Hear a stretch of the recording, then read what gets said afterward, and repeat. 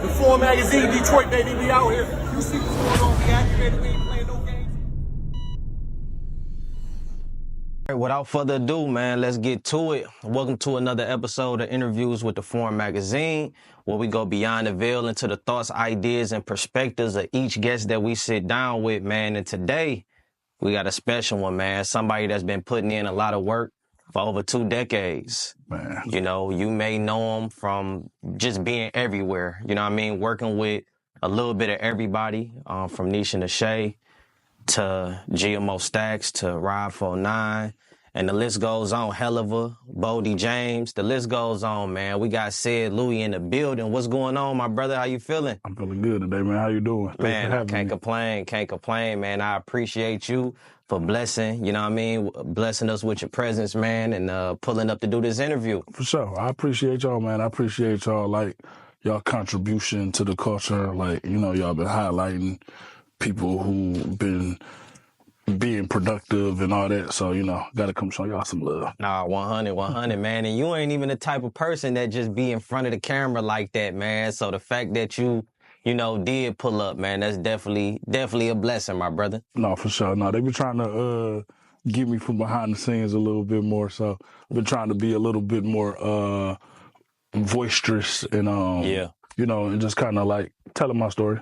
Is that the reason why, though? Like, now you feel the need to accept these invitations from podcasts and interviewers and stuff like that? Yeah, you know, I've been, you know, sometimes, you know, you'll get and you'll be in the work and then you don't like, you don't give yourself flowers, right? So, a lot of my people around me, they like, bro, like, you done so much and you've contributed so much. So, like, sometimes you gotta show yourself love sometimes 100. too, you know what I'm saying? So, yeah. 100%, 100%, man. Well, in this interview in particularly, right? When I see the work that you've done and I see the amount of relationships, connection, game that you have and inviting you and asking you to come on, one of my main goals for this interview is to inform people.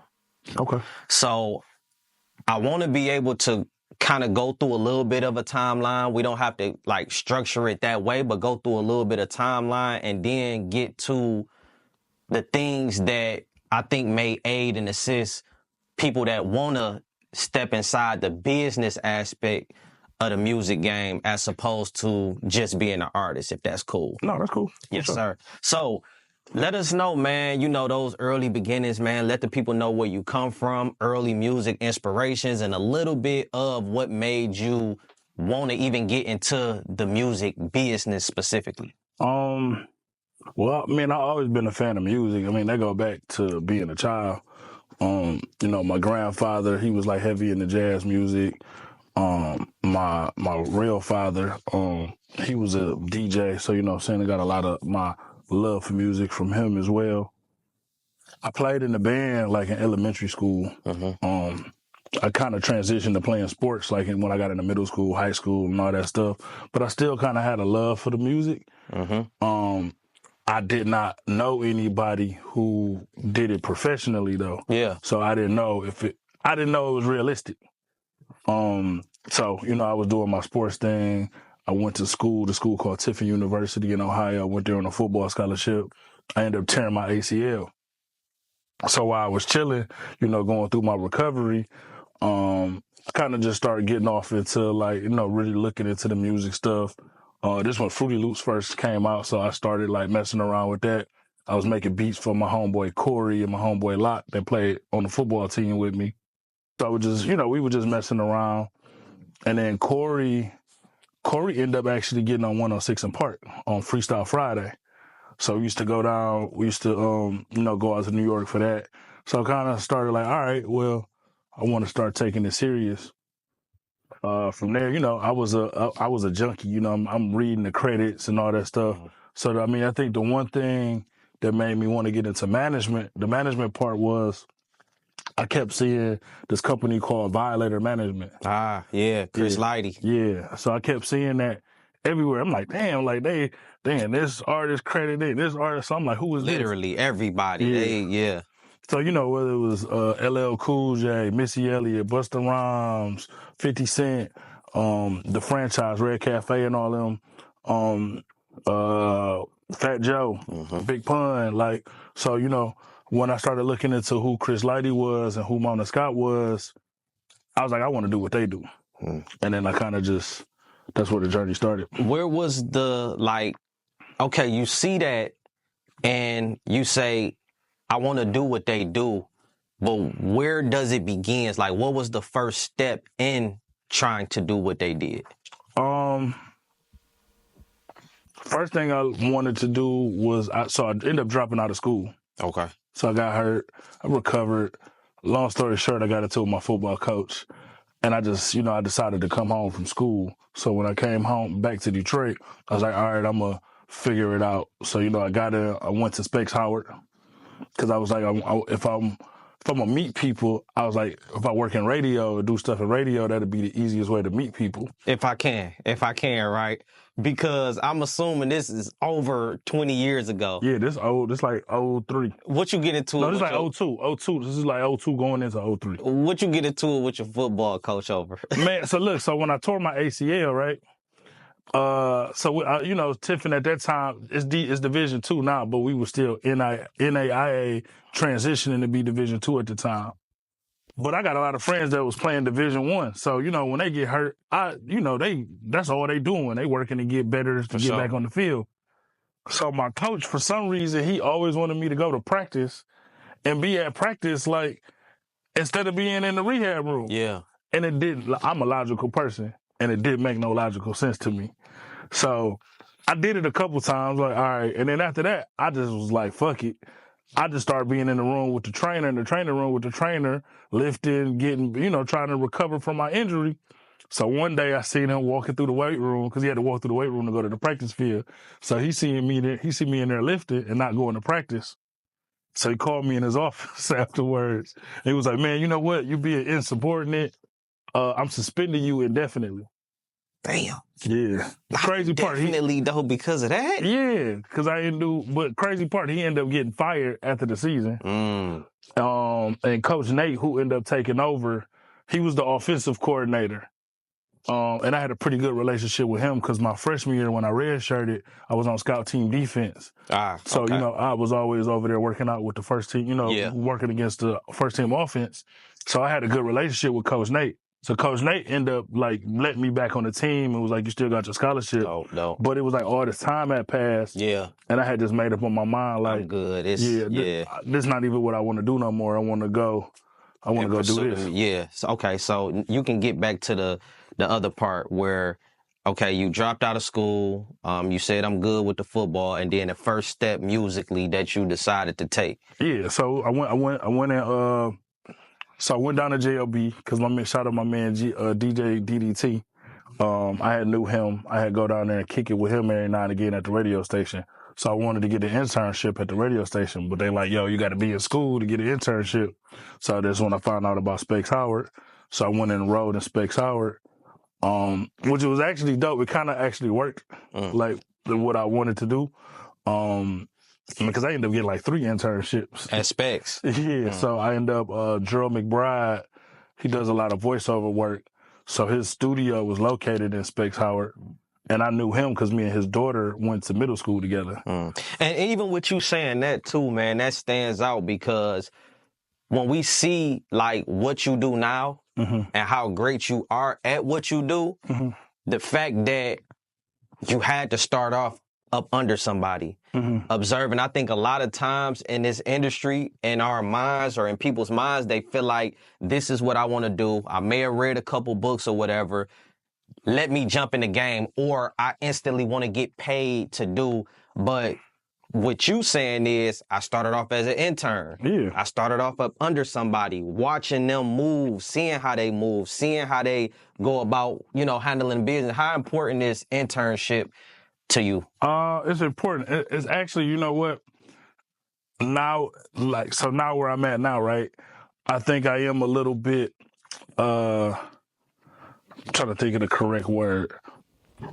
I don't have compassion for people that don't got drive. Like, I don't. Because people be like, oh, I got to do this and I got to do this. And I think about all the stuff I had to do. I was in school at Specs Howard. I was doing these 3 internships. I still had a job at Best Buy. I had a son. Like, my son was like 3 at the time. So it's like, I was doing all this stuff. Like, and it was never in my mind like, oh, I can't do this. It was like, I'm trying to figure out how can I do more. Absolutely. So anybody that be like, oh, I can't do this or this too much, I don't be having no compassion for that shit. And how old was you at that time, if you could remember? Like 22, 23. Yeah, early with it. 22, 23. Yeah. Okay, so internship, what was like some of the important lessons that you gained from watching those people? What were the 3 internships specifically? So here, I mean, and it's a lot, so we're going to put a lot. But here, how it started, I had the internship with Jerome McBride at VoiceOver Productions. I did end up getting an internship at JLB at Mix 92.3. And then there was a street team. My man Marquise Hatchett had a street team, so you did like Interscope, J Records, Reebok, all that. So I was doing that as well. With the street team, what did that consist of? Because when I hear street team, I think of old school marketing. It was out putting the posters up. Like, you know what I'm saying? Like, no, we was out here. How was that experience? And like, even in comparison to what fun. we see now, No, it was fun. I enjoyed the street team because, like, my man T the Pimp, he had his street team too. So they did like Def Jam and a couple other labels. So it used to be fun out here, like battling with them, trying for real estate. You know what I'm saying? Because they'd be promoting the project or we be promoting the project and we trying to get to these corners before they do. So, like, no, I used to have fun with it. And this was in Detroit? Yes. See, that's pivotal. Because musically, who was making noise at that time? Was it even a real music scene in Detroit at that time? I mean, the Street Lords and everybody, Street Lords, Cheddar Boys was popping. This is Eminem, so this is around, like, this is after Eminem first album. I think this is after the second album, because this was going into D12 first album, D12 second album, like, all that. So this was around that time. And you actually worked with D12 as well. You managed, if I'm not mistaken, did you manage D12? I managed the producer, Sig Notes. Okay, yeah, Sig Notes. And they produced for D12. Now I did Obi Trice too as well, right? Yep, we did Obi Trice Cry Now. Now I did intern for D12's managers. Okay. My man Mark Hicks and this guy named Rico Shelton. Oh yeah, Mark Hicks. I actually I just talked to Mark too. I was supposed to have him on too sometime. Yeah, so Mark and Rico were managing D12. So I learned a lot of my management style, like sitting with Mark and Rico for real. I like the way you said when you said management style. All right. So just for educational purposes, how would you describe your managing style? And, I don't want to say versus others, but like if you was to have like a spectrum of maybe 3 different styles or 2 different styles, what would they be? I can't really give you like everybody's style, but like how, for me, right? Because I think sometimes people look at the artist as this employee and they work for me, when truthfully you work for the artist, right? That's number 1. Number 2 is educating the artist. Because a lot of artists don't want to know the business. They say they do, but they don't. But it's still educating them on the business so they know what's happening, why it's happening. Like, okay, I'm not just doing this for this. This is exactly why we're making this move. So, you know what I'm saying? So the artist is educated in everything that's going on. So, I'm just like very hands-on in that approach. You know what I'm saying? And like I said, real. I want to empower the artist. And that's real, man, because I heard you say, if anything was to happen to me, I got so much love and respect for my artists. If anything was to happen to me, I would want them to still know what's going on and how to take care of their business. Absolutely. Because it is a music business, but oftentimes we just get caught up in the music, and that's where we see a lot of confusion, and we see a lot of bitterness, really, on the artist side. As time go on, it begins to be this this hate relationship between artist and label. What do you understand about, like, the industry or the business side that you try to press on the artists so that they don't have this hate relationship to the labels? If that's a fair question. No, that You know is. what I'm saying? No, because I go through that all the time. It's the label is your partner, right? And you have to look at the label as such. Now, like again, the label gonna try to do things in the label favor. So it's like you got to know when to. I think for me, it's like if I'm spazzing out, like it's something wrong. You know what I'm saying? Like I try to keep it cool and have respectful conversations as much. But if I spaz, it's because it's all right, you was on some bullshit. But the label will do things that's in their favor. But they also are trying to do things because they're trying to make money too. So they're going to do things that benefits the artist. And I think a lot of artists, I think the resentment with the label is not understanding the deal when you get into it, right? It's like you get this money, but then you're not really understanding the deal. Now, can the deals be fucked up? Absolutely. But you gotta, when you negotiate the deal, you gotta know your leverage when you're negotiating this deal and where you at. And if you decide that you want to take this deal, you just need to understand what you're getting yourself into so you can properly set yourself up. In 2025, what is the traditional deal that an artist would normally get? Well, just a regular artist deal. I mean, we'll just do this. So a regular artist deal is a 20% royalty deal, right? Whereas the artist sign and they get a 20% royalty of everything that comes in. Now, this is where a lot of artists get frustrated when you hear artists say, "Oh, I ain't never got no royalties from the label." It's because if a label give you $1 million, they're charging you this $1 million against this 20%. But you got to understand that. Number wise, I hear what you're saying, but it's somebody out there that, like, if you could use real numbers, okay, like, how would that look? Okay, so, all right, I front you $1 million, right? Got you. And $1 million come in. Got you. So you got a 20% royalty. So there's $1 million that came in, 200,000 is credited to you, right? So, all right, I credited that 200,000 to you, but I gave you $1 million already. So you still 800,000 in the hole. Wow. I see. That's the problem. Yeah. So what should an artist do in that type of situation? I mean, when you get your money initially, you know what I'm saying? Don't go blow it. The 200,000. Yeah. Take that money. Yeah, you know what I'm saying? A lot of people come from nothing, right? So a lot of times you're going to spend money trying to just get yourself back grounded, right? But take some of that money and create other revenue streams so it's money coming in so you're not totally just reliant on this. Like you creating other revenue streams from the money. It's like, just know how to hustle. Yeah, that's what I was about to say. That's what it really sounds like. So in that type of situation, boom, you get $1 million. They get $1 million, from the music or whatever. You get 200,000, but you still 800,000 in debt to them. You take that 200,000 and basically you hustle to pay them off that remaining 800,000. I mean, even paying them off. Like, this the thing. So this one thing that I got taught. You kind of keep the label in debt, right? Because if the label, they gamblers.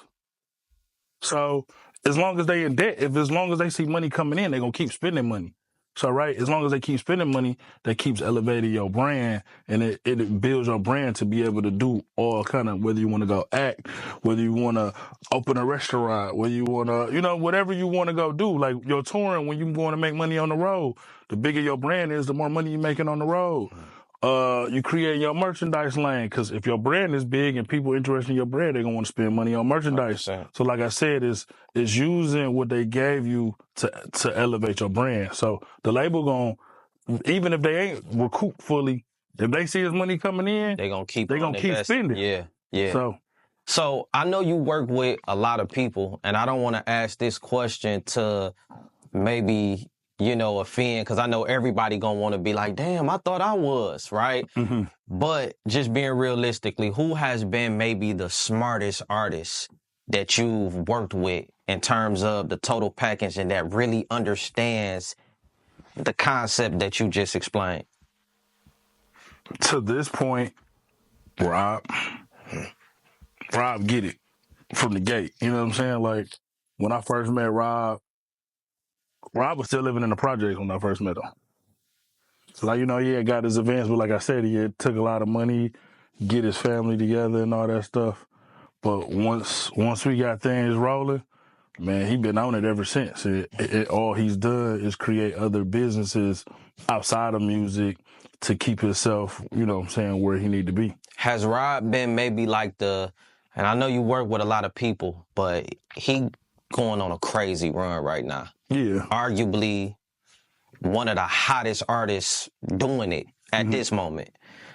Just dropped What the Hell He going viral, Justin Bieber. Yeah. Crazy part, the label didn't want us to put What the Hell He out as a single. They didn't get it. They was like, what is this? Like, Did you understand it when he brought it to you? Like, the first day when he did it. So he recorded that song. He recorded that song like a year ago. Oh, wow. We were in New York. He was on tour. Him and Skilla were on tour. We was in New York. So they had their show. Then the next day, we had a day off. We shot the video with Cardi B. So after we got done at the video shoot, he went to the studio and he recorded that song. So we had to go to Hartford, Connecticut the next day. So we in front of the hotel that next morning getting ready to get on the road. And he was like, man, you got to hear this. And he in the car playing it. And I'm like, oh, shit, this shit is crazy. Got one. Yeah. And he like, when he know, I'm like, and I look, I'm like, yeah, this one of the ones. And it's catchy, like in terms of TikTok. Like when you understand just how to go viral and how to, like, you will hear that song and instantly know, like, yeah, that's it. Yeah. You know what I mean? So, you from Detroit, Rob from New Orleans, right? How does that connection even come about? Like, I know you got industry ties and stuff like that, but honestly, like, he up there. You get what I'm saying? Like, is that the biggest artist that you work with? And then just go to how y'all met. So we met in 2021. Okay. How the connection happened is Paul Rosenberg, who's Eminem manager, he was running Def Jam at the time. And me and him, he's known me from working with the producers and stuff, so he known me pretty much my whole career. Paul from Detroit? Yeah. Okay.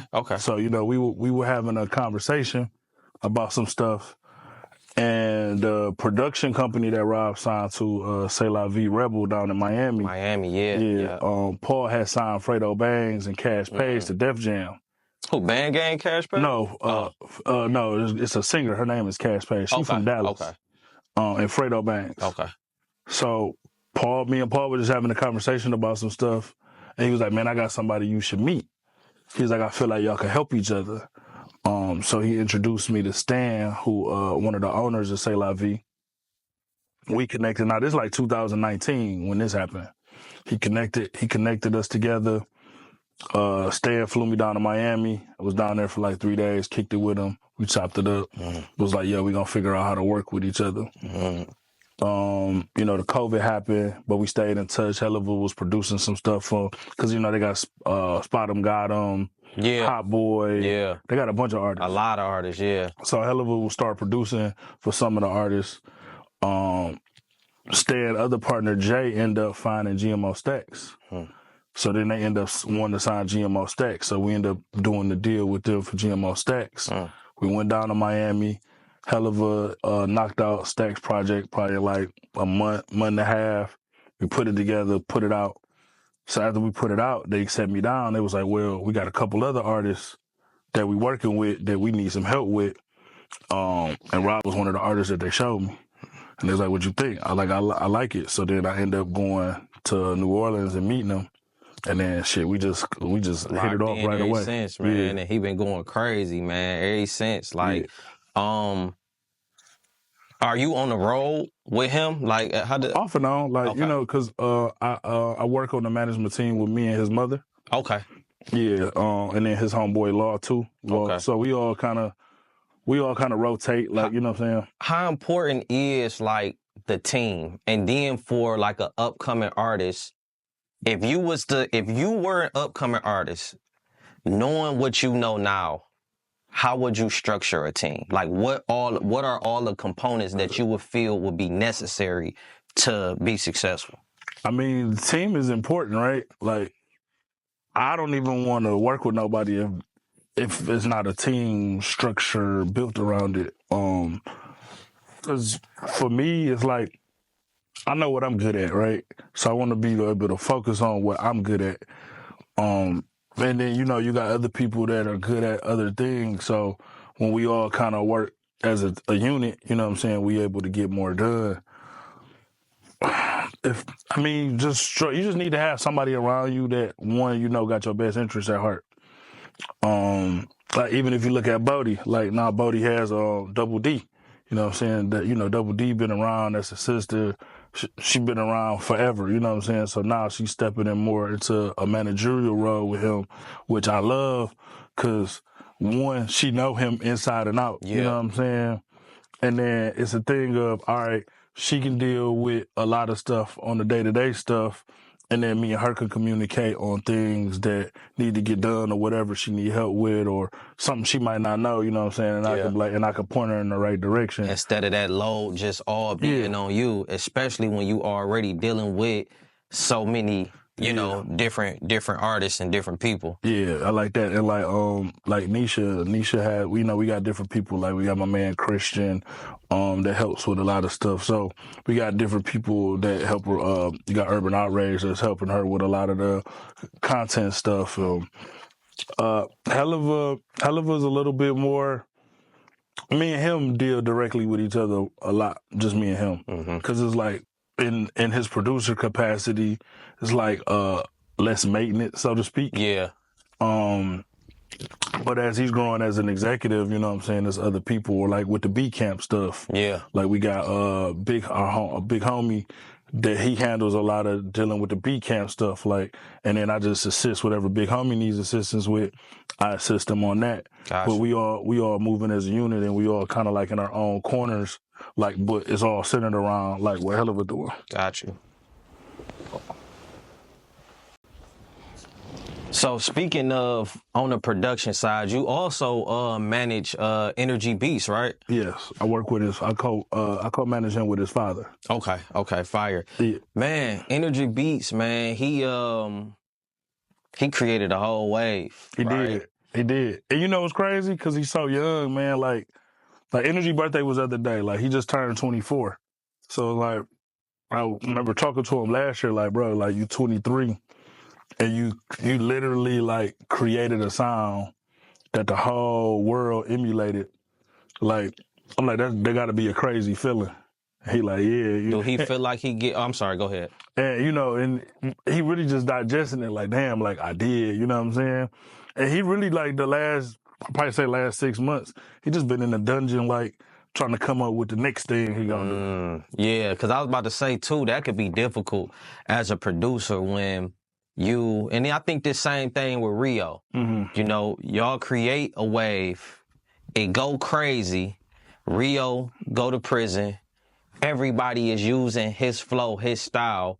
So when he come back, it's kind of like, damn, like, everybody using my sauce. So it's like, I can't even really be original. Yeah. You know what I mean? If that makes sense. Like, I think for Rio it's a little different because it's like people know where the flow came from. Got you. And he's in front of the camera. Yeah. So it's like, they gonna always want the original, like. For sure. You see when he came home, like, his music was on fire as soon as he came home. Matter of fact, I think Rio Free about to be gold already. Damn. Yeah, I don't know if it's certified yet, but it's on this. That's fire. It's approaching gold for sure. That's fire.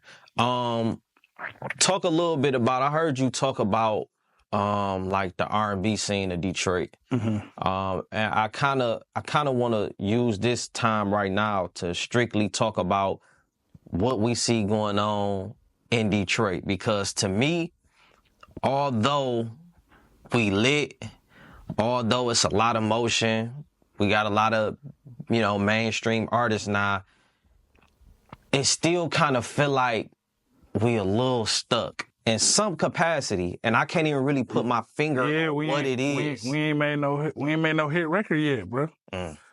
That's the thing. Like, you look at So it's kind of like when I talk to like creative people, like around like Atlanta, like the young Atlanta, Bad and Bougie is the benchmark. Once they made Bad and Bougie, everything after that took off because that was the hit that catapulted everything. And then after that, it was nothing but hits, you know, thug hits. Like they was making hits. Detroit is like, we have a lot of great records, but we don't have, like, First Day Out was a hit, like in a cultural hit, in a sense. But I'm talking about like Billboard #1, Grammy. We don't have that yet. What do you think? Now that you say that, I'm gonna ask you, what do you think that is? Is we too gangster, bro? Because I ain't gonna lie, like some of the Detroit, in my opinion, I see. Have you heard that new record from 1UP and Babyface E? No, I haven't heard it yet. But I mean, I've seen it, but I haven't had to listen to it yet. So I think we don't cater to the women enough. I don't even think it's just necessarily the women, right? I think it's just we got so comfortable with not making hooks. Got you. We just rapping. Got you. Because they sweet. Everybody's sweet as fuck. You know what I'm saying? Like, you go down the list of all the rappers, niggas sweet as fuck as rappers. So niggas got reliant on, I ain't about to make no hook. I'm about to just rap for 2 minutes. You know what I'm saying? Facts. And that shit cool, but that shit only gonna go so far. You know what I'm saying? Like, you gotta make hits. You even look at like somebody like Doechii that just won a Grammy. Listen to her records. She got real records. You know what I'm saying? Facts. Do you feel like other people have been able to take like the Detroit beats and stuff and make hits out of it versus D-Lo us? did it. Facts. Made hit records. Absolutely. Absolutely. You running around the country getting 150,000 a show. And you think something like that's kind of like where now that you say that, it do make sense because everybody like dog got our style. But I'm saying, I'm not mad at it, right? Because like it's a lot of people that come to Helluva and come to Energy to work. You know what I'm saying? Now there are producers that bite the style, but a lot of these artists come to Helluva and come to Energy. You got Pooh, you know what I'm saying? You got a lot of these producers that's rolling around that these artists are reaching out to get the authentic sound. But I look at it like this. We influenced a lot of people. So yeah, we you know, they took that influence and ran with it. Right. So you can't be mad at somebody that you influenced and they just took it up a notch. Yeah, for sure. I mean, because you could say the same thing with Future. Everybody was sounding like Future at one point in time. Or, you know what I mean? Just kind of taking that pattern. For sure. Even with the Migos, everybody was taking that. So it's really an honor. Yeah. You know what I mean? For people to kind of take the Detroit, it's just a matter of what we do with it at this point. No, for sure. Talk a little bit about the R&B scene and what you see, you know, going on. Same thing. I think it's definitely some dope R&B talent in the city. Same thing though. It's just about curating the hit records. And then the R&B artists have to, because you know they kind of get into the city. Nobody wants to listen to but it's like Detroit is an R&B city. Motown all that was generated from here. So yes, it's easier. I think it is from a marketing standpoint. It's easier for the rappers to get off. Yeah. But as an R&B artist, you just gotta put your work in. Yeah. You gotta the content. You look at like Charity, right? Charity is pounding the ground. Yeah, she going crazy. And right no, she ain't got to where she at, but she's making noise because she's constantly performing, she's constantly creating content, and she constantly putting it in your face of what's going on. And she presenting herself like a star. You know what I mean? Like literally, she is. Like I seen the show that she did recently. I think it was a show. It was at the L Club. And when I was looking, I'm like, I felt like she was already that. Yeah. But even that show, right? I don't know how long you've been following Charity, but recently, honestly, Charity been putting in work for 7-8 years. So that's not just like she just did that yesterday. Overnight, like she been putting in work, constantly figuring it out, rebranding herself and doing all that, and she caught a hit record. You know what I'm saying? So that's all it is. Do you think that Detroit R&B artists and even rappers for that matter, like need to humble themselves a little bit in terms of the songwriting process. Like when we look at, you know, Motown, right? Especially with the R&B artists, where you just feel like your pen game is just that, instead of getting with a Dre Butters and getting with, you know what I mean, some of these different songwriters and actually putting it together. Yeah, songwriting is about collaboration for sure. You know what I'm saying? And Dre Butters, that's one of my, you know, me and Dre Butters have worked together for over 10 years in some capacity or another. That's my brother for real. Yeah. Yeah, the artists, they need to collaborate. You know what I'm saying? That's one thing I like about Nisha a lot, right? Is Nisha is not afraid to collaborate with people. She's not afraid to listen to ideas. She has her own ideas, right? She has her own ideas and her own. She write plenty of songs by herself. But she not in that box where she won't allow somebody to, you know what I mean? Yeah, like we got the like it's a record she just put out, Step. So we were in Atlanta and at the Sony studios working. She and her energy in there working on some stuff. My homegirl Kelsey, she was working at Sony Publishing at the time. She works for Roc Nation now. Kelsey was sitting in the session, just chilling. She hit me the next day. She was like, yo, Ced, I think I got this record that Nisha might sound dope on this record. I'm like, all right, bet, let me hear it. She sent it to me. I'm like, oh yeah, this do sound dope. So I let Nisha hear it. You know, Nisha heard it, you know, it was some things in there. She like, I need to change this and that, you know what I'm saying? Because I might not like with that line or this. She changed it, made her own. I sent it back to the producer. He was like, oh, shit, crazy. Real talk. And then, you know, we got it together and put it out. Like, especially with Detroit being like a hustle, you know what I mean, type of city. Like, you know what I mean? We lead in that regard. Like, just real quick from your standpoint, I ain't trying to put you on spot, but like, how do you market that? What, that song? Yeah. Again, it's all in the content, right? And all in getting it in the DJ's hands. And you have to humble yourself and remember, because I think what we got wrong, we'll make a post and we'll be so into ourselves, like, oh, I made a post about it. Everybody knows about my song, and they don't.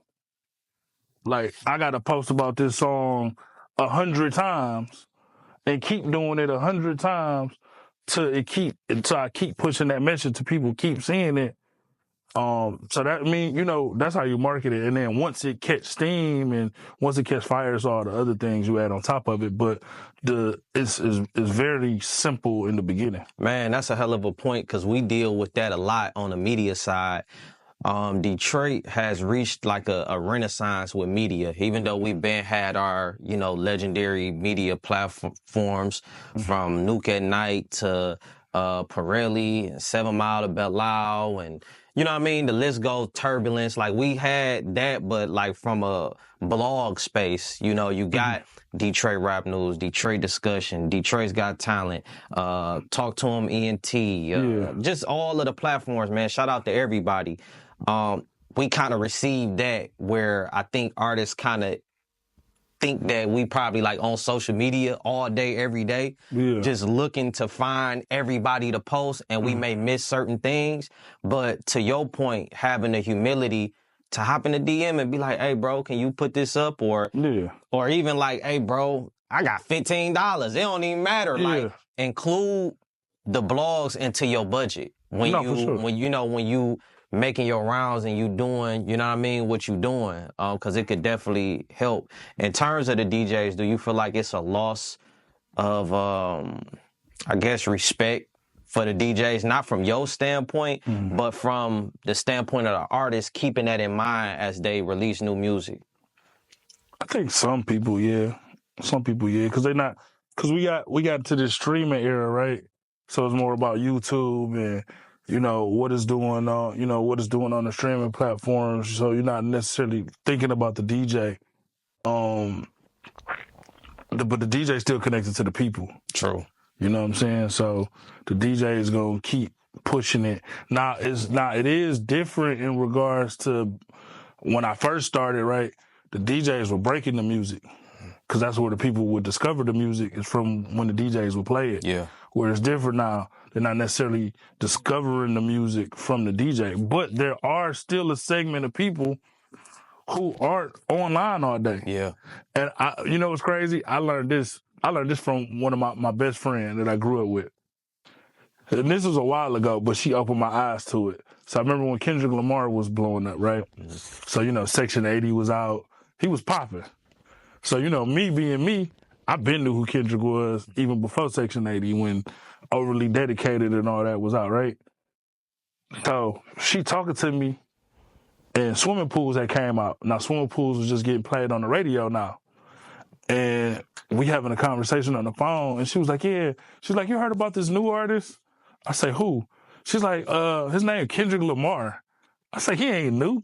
But to her, he was brand new. She had just heard it. So I'm like, that's crazy. Like, I had to really sit back and see, like, she don't be online discovering all that stuff. Like, she and her working and living her regular life. So it's certain ways that she find music. And that's going to be on the radio or from the DJs and the clubs and stuff, So there is a level of, all right, the record breaks online, you get a certain segment of people, but then there's a whole nother level and segment of people that you need the DJs and you need the radio to get the music exposed to them as well. Yeah. Like I always say, for me, the radio separates the regular artist from the superstar. I don't know nobody that's a superstar that ain't getting played on the radio. Yeah. And you know what? When you own a radio and you make it to that level, you're considered commercial. Mm-hmm. And when you think of the idea of a commercial, it's to constantly pump something consistently until you buy into the commercial. Yeah. You know, so you might not even like, you know, I like my wife for that matter, like it's certain commercials that she know by heart at this point because it's been, you know, played so much. And same thing musically, where it may be a song that you don't even really like initially, but you hear it, they pumping it so much that you end up becoming a fan of the song. Yeah, like even with Rob, right? As big as Rob is, me and Rob talk about this all the time. It's like Rob is like the king of the underground. Yeah. We haven't even, it's a whole nother level that we haven't even tapped into yet. Like, yeah, we run the streets, we run the clubs, like all that. Like, he dominating that. But it's like, yeah, like my mom was on the radio a little bit, you know what I'm saying? But Rob hasn't really had a record that's been on the radio yet. Yeah. So I'm like, once you tap into that, then you gonna see a whole nother thing open up. Yeah. So so even with that, knowing that Rob got the streets right now, and we talking about excelling to that next level, with you being in the industry and seeing how it works, what do they look for? Like, what is it that makes you go there? Because in my opinion, I feel like he done already had hit records. Why isn't it on the radio? He done already reached certain plateaus. Why is it not on the radio? It just ain't happened. Like Walter Island was a street record for real. You know what I'm saying? It blew up, but it was a street record at the end of the day. Like my mom had some radio sensibility. Yeah. Still a street record. You know what I'm saying? Now I feel like with What the Helly, like now I feel like this is a record and you see what's happening. Now this is taking him and exposing him to a whole nother demographic of people. From even you looking at like Justin Bieber posting it to you look at Madonna just was on her TikTok. Oh, that's crazy. Posting it. You know what I'm saying? Like the type of people that is exposing to it, man. We got some crazy verses for the remix. We'll talk about that later. For sure, man. For sure. You know what I'm saying? So now it's like, all right, now this is the moment that you take, and now we take advantage of that.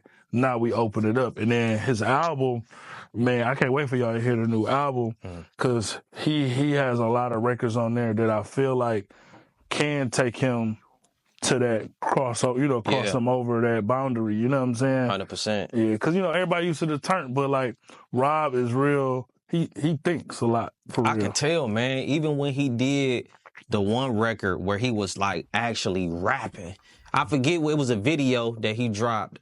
He was in a car and he was rapping like off of like some Meek Mill type beat. You talking about that we just no, that's something. And that kind of made me kind of stand back and look like, damn, dog, that song actually so I got a compilation I'm putting together called Milton Bradley. Bodie actually came up with the name of that. So yeah, that's a record that we putting on there. But we were just chilling because our man Chase, that's on the song. Yeah. So Chase we was shooting a video with Skrilla. We was in Philly, shooting a video with Skrilla. You know, Chase, anytime we on the East Coast, Chase, he in Jersey, he just pull up on us. So they just kicking it. Rob was listening to the song. Chase had his cameraman. And they just shot that clip real quick, and Rob just posted it on Twitter. It's crazy, and it went crazy. It went crazy. Yeah, yeah. Why Milton Bradley? Because Milton Bradley invented the board game. That buddy was like, you know, you've been behind the scenes of the game for so long. And then my brother that passed, his name was Bradley too. So it's like, Bodie actually came with that in like.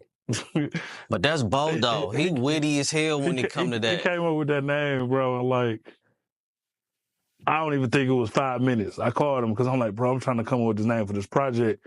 I say, I don't know. I say you are the king of the names.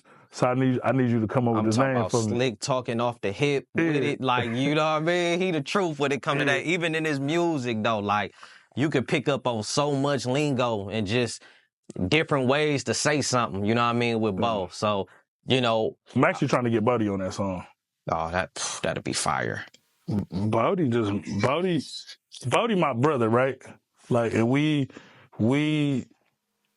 at our, like, when it really, like, started taking off, that's when we've known each other since we was kids, but, like, as far as our music career, like, we got together at this point where he was starting to elevate, I was elevating, and then it just was the perfect storm, right? Like, but I'm really a fan of him. Yeah. Like, if I didn't work with him, like, I could never work with him again. He's one of my favorite rappers. Yeah. It's Jay-Z or Bodie James. Damn. That's for real. Lot. What is it? Man.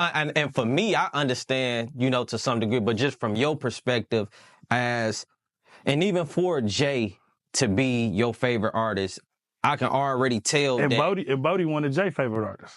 Which makes sense. Yeah. What is it about Bodie musically that makes him stand out?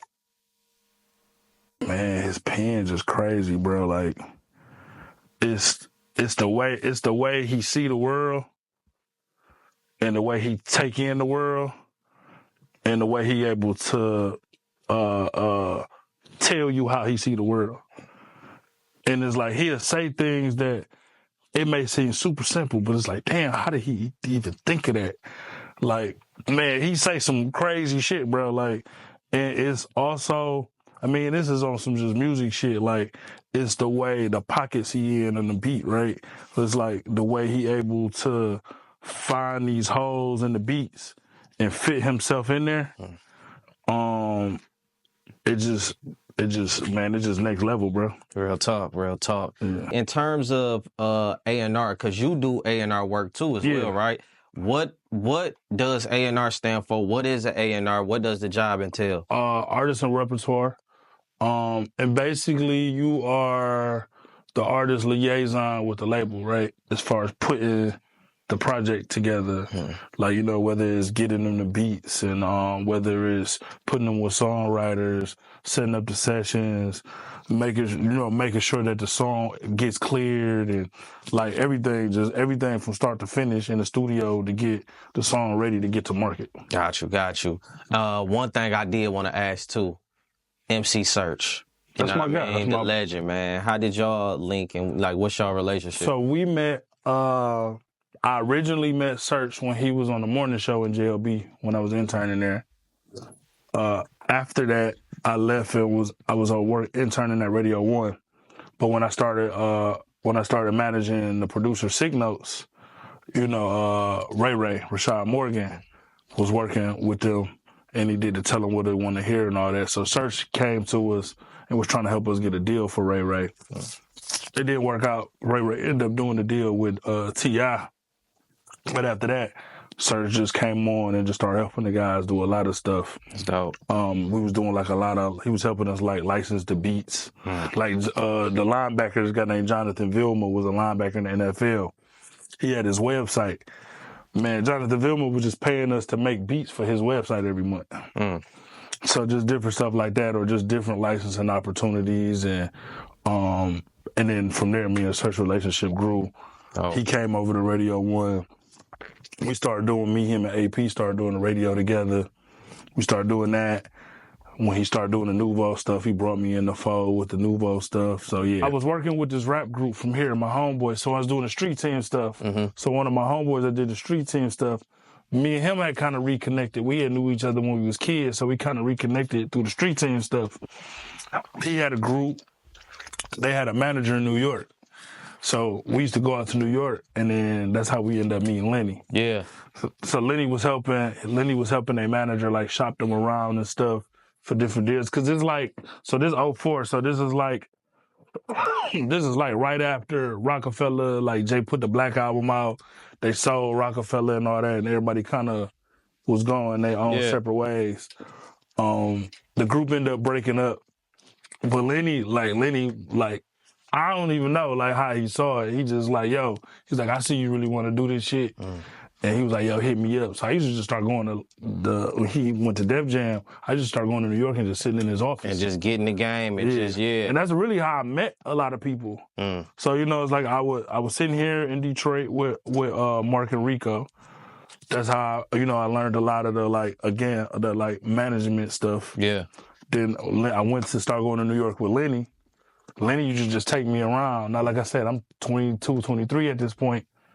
Lenny taking me to parties and at the office, and he's like, yo, this my man Sid from Detroit. Y'all need to know him. And I was about to say, even with, and for the people who don't know, because we still got, we picking this up. Okay. Even with the people who don't know who Lenny is, like, kind of like run down some of his credentials just briefly. So Lenny, yes, he was an A&R from the original Rockefeller. Okay. So, you know, he A&R'd all J stuff, A&R like Memphis Bleak, all that stuff. You know, they all kind of A&R'd all that stuff together. Later on, he became an A&R at Def Jam, signed Fabulous. He A&R'd Chrisette Michelle. Oh, fire. Ghostface Killer. He's working on Ghostface Killer stuff. He Khaled manager now. Okay. Yeah. Okay. Yeah. I was about to say, too. So his name Kodak Lens on Instagram. In terms of GMO Stacks, you know, hard talent, you know what I mean? You know what? So Stacks been around hell of a since he was a little kid. I think Stacks, his music is hard, right? And his music is getting better. Because we sit and talk about a lot, and he's starting to like approach it differently too, right? But I think his biggest attribute that makes him a star is Stacks just know how to walk in the room, and he know how to work the room, bro. Like, and that's how he's gotten this far, you know, with Pooh Shiesty and these people. And you look at if you go look at his catalog and all these features, he ain't never paid for no feature, bro. Real talk is just relationships. Yeah, so he know how to get in the room and work the room. 100%. What's next for you?